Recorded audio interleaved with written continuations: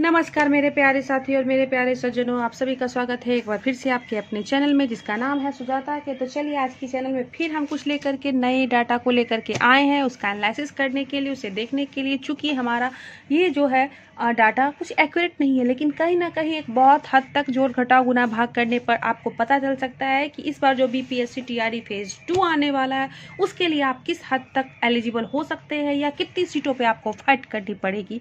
तो चलिए सबसे पहले आज हम बात करने जा रहे हैं 4 चीज़ों पे कि कितने सीटें बचेंगी और क्या रिक्ति जुड़ेंगी, यानी कि बीपीएससी फेज 1 में कितनी सीटें बचेंगी और क्या ये रिक्ति आगे के एग्जाम में बीपीएससी फेज 2 में जुड़ेंगी। दूसरी बात यह है कि सैलरी क्या होगी और क्या करना चाहिए अब बीएड वालों को, और फॉर्म भरते समय हमें कौन सी सावधानियां बरतनी चाहिए, और महिलाओं के लिए कितना नंबर जो है वो सीटीटी या एसटीटी में वो लाएंगी तो वो फॉर्म भर सकती हैं, और सब्जेक्ट का कॉम्बिनेशन क्या होगा। तो इन सब पे चर्चा करेंगे, लेकिन उससे पहले अगर आपको मेरा चैनल पसंद आए तो प्लीज़ उसे सब्सक्राइब कर दे, मेरी वीडियो अच्छी लगे तो उसे लाइक कर दे। चलिए सबसे पहले बात करते हैं बीपीएससी टीआरई फेज 2 की। तो जैसा कि हम लोगों ने देखा है यहाँ पे कि 1 to 5 के लिए इस बार कितनी सीटों पर बहाली निकाली गई है, तो 79,943।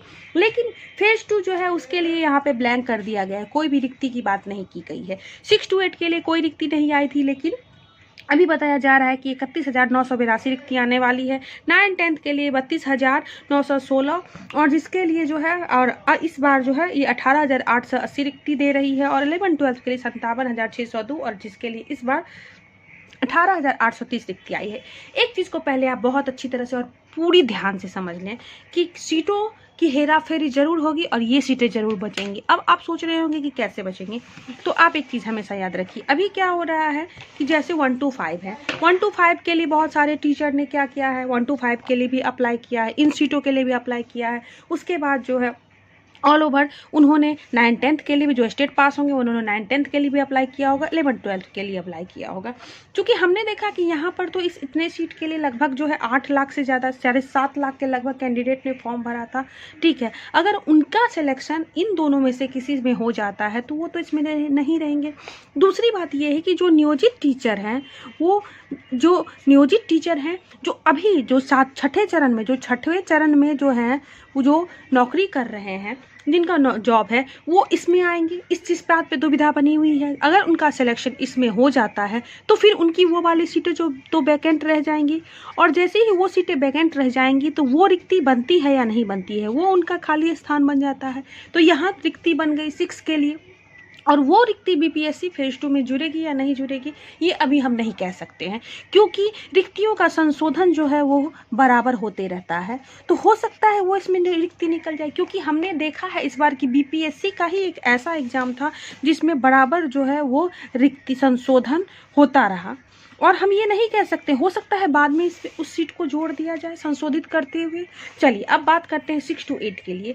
तो यहाँ भी वैकेंसी और जुड़ सकती है। आप पूछेंगे कैसे, क्योंकि 6 to 8 के लिए भी बहुत सारे ऐसे टीचर हैं जिन्होंने हो सकता है 9-10 के लिए अप्लाई किया हो, या 11-12 के लिए अप्लाई किया हो, या 1 to 5 के लिए भी अप्लाई किया होगा। इसलिए क्योंकि यहाँ पर हमें पता था कि ये एग्ज़ाम बीपीएससी लगी और हमें क्या बनाएगी, राज्यकर्मी, हमें बनाएगी वो राज्यकर्मी, और हमारी सैलरी जो है वो ज़्यादा होगी।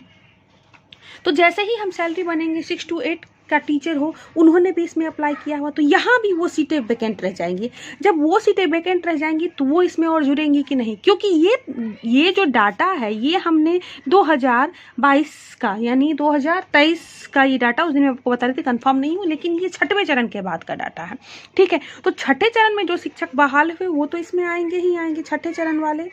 तो अब यहाँ पे इन दोनों में तो प्रॉपर वैकेंसी बनती है, जहाँ तक मेरे डाटा मैंने एनालाइज किया है। फिर वो संशोधित होकर जुड़ेंगी या नहीं जुड़ेंगी ये कहा नहीं जा सकता है, लेकिन अभी आयोग जितनी तेज़ी में है तो लग तो नहीं रहा है, लेकिन मुझे ऐसा लगता है कि फिर से एक बार रेक्टिफाई किया जाएगा और फिर से डाटा को पुनः जोड़ा जाएगा। तो इसीलिए 100% जैसा कि बात है, रिक्तियों में संशोधन होगा, निश्चित संशोधन होगा, और ये रिक्तियां बिल्कुल जुड़ेंगी।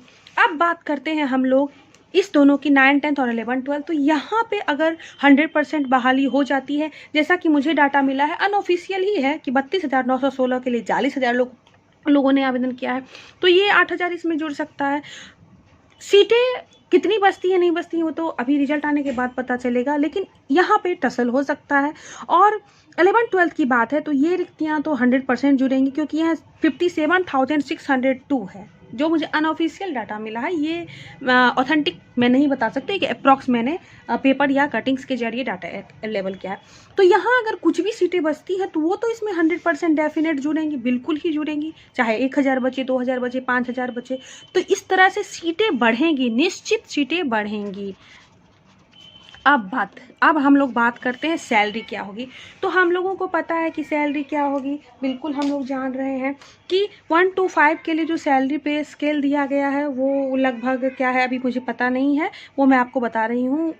वो सैलरी का स्केल है लगभग, जो भी हो मुझे आइडिया नहीं है। तो फिलहाल मैं 6 to 8 की बात कर लेती हूँ। 6 to 8 के लिए सैलरी जो है इस बार की गई है 49,050 रुपीज़। ओके, ये हो गया आपकी 6 to 8 के लिए। 9th के लिए जो सैलरी है वो 53,970 इन हैंड की बात कर रही हूँ, और इसके लिए जो है 55,610 ये सैलरी यहाँ पे इतनी मिल रही है, प्रॉपर मिल रही है, बिल्कुल अच्छे से मिल रही है।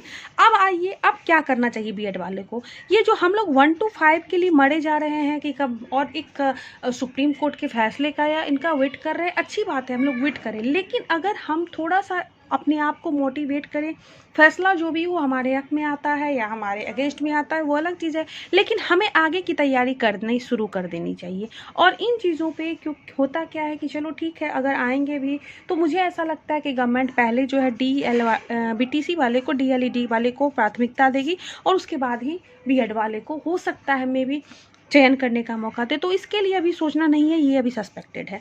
लेकिन बहुत सारी बातें हैं कि फॉर्म भरते समय सावधानी। बहुत से लोगों ने स्टेट में भीषण गलती की है कि फॉर्म भरते समय जो है बिल्कुल वो कैफ़े के भरोसे हो गए और जा कर के उन्होंने कुछ भर दिया, और कैफ़े वाले ने, उन्हें तो बस भरना होता, उन्होंने फॉर्म भर दिया और उनका फॉर्म जो है सब्जेक्ट कॉम्बिनेशन किसी का गलत हो गया और क्वालिफाई कर गए हैं, किसी का फादर्स नेम गलत हो गया, किसी का डेट ऑफ बर्थ गलत हो गया, ये सब चीज़ें गलत हो गई। तो एक बार गलत होने के बाद फिर संशोधन करने में तो काफ़ी समय लगता है। उसके लिए आप एफिडेविट लेके जाइए, स्टेट ऑफिस जाइए, वहाँ दौड़िए, बीएसई भी आपकी सुन नहीं रही है, वहाँ पे आपको जाना पड़ रहा है। तो ये बहुत सारी परेशानियाँ वहाँ पे आपको देखने के लिए मिल रही हैं। तो मैं यही कहूँगी कि फॉर्म भरते समय जो है एक बात हमेशा याद रखिए कि आप जब फॉर्म भरते हैं तो आप उसकी सारी चीज़ों को डिक्लेयर करते हुए आप उसमें टिक मार्क करते हैं और फिर अपना साइन भरते हैं, जो भी है साइन अपना डालते हैं। तो उसी समय आप जब किसी के अंदर फॉर्म भरते हैं तो उसके रूल एंड रेगुलेशन को एक्सेप्ट कर लेते हैं। बाद में आप उससे नहीं लड़ सकते हैं कि मैंने ये किया, वो किया, मुझे मौका दीजिए, ऐसे कीजिए। वो अगर उनका गुड फेथ होगा तभी वो आपको मौका देंगे, वरना वो आपको मौका नहीं देंगे। ठीक है, तो इस यहाँ पे गलती हम लोगों की होती है। इसीलिए फॉर्म भरते समय तो बिल्कुल ही सावधानी बरते, भले ही इसके लिए आपको 2 घंटे, 5 घंटे, 6 घंटे लगे, आप खाना मत खाइए, लेकिन अगर आप फॉर्म भर रहे हैं तो आप वहाँ सावधानी, क्योंकि ये बहुत बड़ी गलती होती है। और जनरली जब अगर नेटवर्क की गलती होती है तो बोर्ड आयोग भी हमारी बातें सुनती है और आयोग भी हमें सुधार करने का मौका मिलती है। अब आइए महिलाओं के लिए नंबर। बहुत सारी महिलाओं का कहना है कि महिलाएं कितने नंबर पे फॉर्म भर सकती हैं। तो अदर स्टेट की महिलाएं हो या बिहार की महिलाएं हो, अदर स्टेट की महिला हो या बिहार की महिलाएं हो, वो 82 मार्क्स पे फॉर्म अपना बिहार में भर सकती हैं बीपीएससी के लिए।